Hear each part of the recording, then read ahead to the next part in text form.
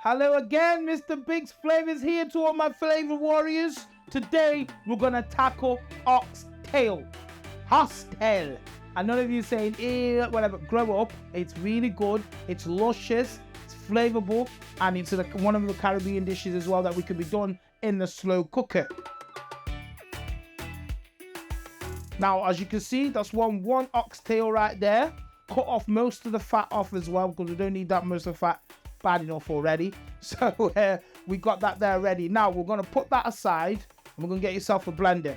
Now in this blender, we're going to cut yourself like a whole onion, half of the onion, chopped up, put it in there. Oh, putting it everywhere.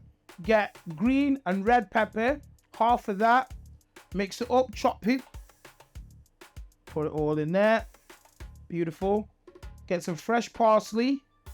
Bang that in there. Fresh parsley. That in there. And you get yourself lazy ginger again. I'd say 1 tablespoon of lazy ginger in there. Lazy garlic. 1 tablespoon of that. Put it in there. Like I've always said, I always sing praises on these lazy gingers and lazy garlics. Just saves a lot of time in cutting and chopping up, and they're all precise as well nicely. Now, get yourself a Worcestershire sauce. Loads of people saying it differently. You know, Liam Perrin's Worcestershire sauce. Americans say Worcestershire or anything like that, but it's Worcestershire sauce. That's how it is. Now, we need about 2 tablespoons of this in there. Get it all mixed up. And then what you need to do, arguably say half a cup of water into the blender.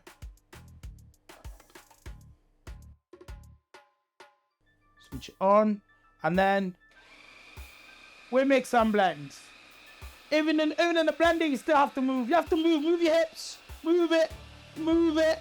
Move it. Right there. Look at that. Ah, lovely. See that? If you could smell that right there. Smells really nice. Smells really nice. Everything's all blended up in there nicely. We'll leave that on the side. Now, we'll get back to this. In there, what we need is 2 tablespoons of all-purpose seasoning. Put it in there. 2 tablespoons of garlic powder. Put it in there. 1 teaspoon of black pepper. 1 teaspoon of salt. Put it all in there. 1 tablespoon of thyme, dried thyme. 1 tablespoon of mixed herbs. And 1 tablespoon of parsley. Bang that in there. So we need 1 tablespoon of soy sauce. And another tablespoon of Worcestershire sauce. Put it in there. Running out of gloves, so you can use gloves if you want, or your hand. Just mix it all up in there. Lovely. Just put it all in there. Mix it up. Mix it up. Mix it up. And then mix it up. And mix it up right there. And then you need to get the other half of the onion chopped right in there. And then the other halves of the green and red pepper. Put it in there. So it looks like, look at the color in there. Look how beautiful that looks. Look at that. Got all the colors in there. Now what you need to do is make sure you blend it all together. Put it all in there. Get it all out. Beautiful. Get your hand and then mix it. You get your hand and then you mix it. You get your hand and then you mix it. That's it. Get it all in there. Lovely, lovely, lovely, lovely, lovely. Set that aside for half an hour in the fridge with cling film, or overnight. Better overnight. So you can set that aside right there. Okay, your oxtail meats. Now what we're doing, this is a process called browning stage. So the most important stage of getting the oxtail. What we need to do is get the meat nicely fried, nice crisp on each side, not for too long. Just browning. It's called the browning stage of the oxtail. So you get them individually.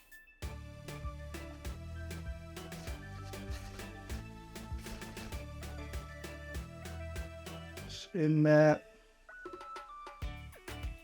see that it's got a lovely color in there already. Radiates, you can even smell it when you're frying it. This is called as we say, the browning stage of it all. Move it about so it doesn't stick to the pan. When you know it starts sticking to the pan, it starts burning up. We don't want it to be burnt up all the time. Flip it over. As you can see from there, it's changing color. Check on the other side, it's changing color a bit. Just leave it there. And you repeat this process for a good, I'd say about 3 minutes. Keep redoing, 5 minutes, 3 to 5 minutes. Keep repeating this until you start seeing that golden brown. When you see that golden brown, that's when you know you can remove the meat, put it into a separate dish, and we'll move on to the next stage. Flame doesn't have to be too high, it could be on low heat. So if you're using an electrical, say I'd say about between 4 or 5. Gas, you just have to use your eyes just to see where the lower part of your stove is. Every stove is different, so just go to your gut instincts of what you think your stove works on low. Or if you could do it on high, do it on high by all means. So as you can see, all going brown there. So what you do now, clear your bowl, one by one. That oxtail in there.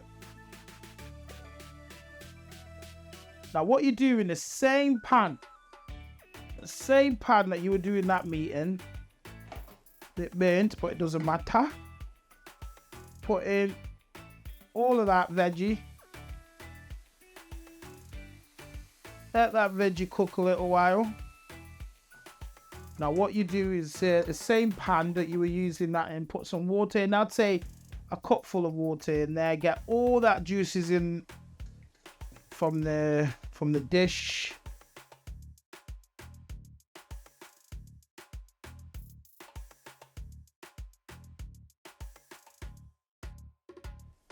That's it. Let that do its thing. While it's cooking, let's go for 2 tablespoons of tomato puree right in there.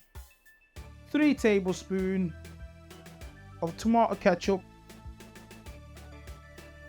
And what you do, you give it a stir.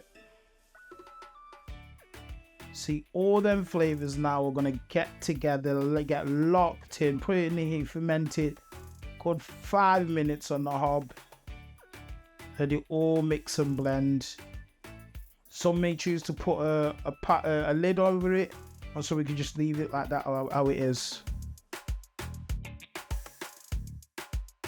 Right then, is the best part right now, yeah? So we have fried the oxtail, browned it, and then we've got the sauce in there and ready. So what we do, get the slow cooker, get the meats, pour them all in there, pour it all in there, lovely. Let's get the sauce. As you can see with the sauce, that is just cooked lovely. Look at that, 5 minutes that stayed on. All that sauce in there. Come in close, look, come in close right there. Look at that. Look how lovely that is, right? Make sure you just give it a little good stir in there. Nice, smells lovely. All the flavors are locked in. Everything's just, oh, it just smells really, really nice. Put the lid on, put it on high, 3 to 4 hours. You're nice, you're blessed, you're done. 3 hours in, as you can see, it's just falling off the bone. Look at that. Still got all the veggies in there. Look how thick that is. Oh, smells gorgeous. Look, oh my goodness, this is perfect. This is absolutely, it just comes out beautiful. Perfect. Right then, Mr Bigz Flavours, we've got the end of the oxtail. It's been in there for 3 to 4 hours, and I can tell you right now, I'm smelling it, absolutely gorgeous. I mean, all that flavour in there, bang it in them straight and get yourself a little plate. What's so good about oxtail is you can just eat it on its own as well if you want to, but it goes well with some rice. White rice, rice and peas, mashed potatoes, or even sweet mashed potatoes. That goes really well with that. And it's comfort food, isn't it? Especially in autumn, so you can get nice and warm as well. Quick and easy. Just a little taste.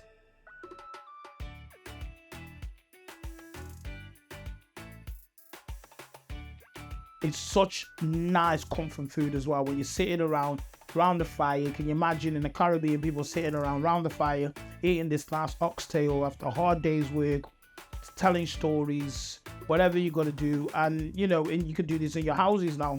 Share this with your friends, family, kids can help you cook, and it's just one of them beautiful comfort foods that you can have.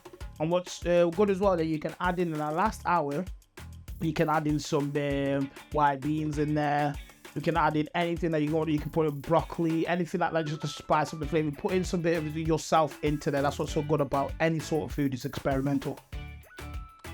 So I'm gonna oxtail it out here and go continue my eating. See you later, Mr Bigz Flavours. Drop in.